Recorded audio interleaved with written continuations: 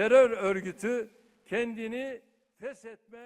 ve silah ប្រធានាធិបតីទូគីលោកតាយីប អឺដឺកាន់ នឹងធ្វើដំណើរទៅដល់ទីក្រុងឌូកានៅល្ងាចថ្ងៃអង្គារ ខណៈទូគីមានបំណងចែកចៅចុងទិញយន្តហោះចម្បាំង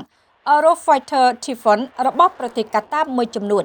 នេះបើយោងតាមការបញ្ជាក់ពីប្រភពសន្តិសុខទូគី ប្រភពមិនបញ្ចេញឈ្មោះបានឲ្យដឹងថា ទូគីកំពុងព្យាយាមចរចាដើម្បីទទួលបានយន្តហោះចម្បាំង Eurofighter មួយចំនួនរបស់ប្រទេសកាតា ជាថ្នូរនឹងការដោះដូរជាមួយយន្តហោះចម្បាំងចំនួនថ្មីកាន់របស់ទូគី យ៉ាងណាមិញរហូតមកទល់នឹងពេលនេះ ការចរចានៅតែបន្តហើយមិនទាន់មានលទ្ធផលជាផ្លែផ្កានៅឡើយទេ ទូគីចង់ធ្វើទំនើបកម្មកម្លាំងទ័ពអាកាសរបស់ខ្លួន ហើយនៅក្នុងពេលប៉ុន្មានឆ្នាំថ្មីនេះ បានស្វែងរកទិញយន្តហោះចម្បាំង Eurofighter Typhoon ថ្មីចំនួន 40 គ្រឿង ដែលផលិតដោយសម្ព័ន្ធប្រទេសចំនួន 4 រួមមាន ប្រទេសអាល្លឺម៉ង់ អង់គ្លេស អេស្ប៉ាញ និងអ៊ីតាលី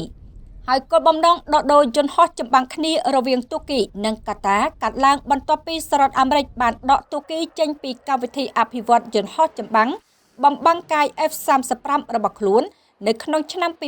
2019 ជុំវិញនឹងការបញ្ជាទិញប្រព័ន្ធខែលការពារមីស៊ីលបាញ់ចេញពីដីទៅអាកាស S-400 របស់រុស្ស៊ី សូមបញ្ជាក់ថា Eurofighter Typhoon គឺជាយន្តហោះចម្បាំងដ៏ទំនើបចំនួនទី 4 នឹងត្រូវបានអភិវឌ្ឍរួមគ្នាដោយក្រុមហ៊ុន Airbus និងក្រុមហ៊ុន BAE System និងក្រុមហ៊ុន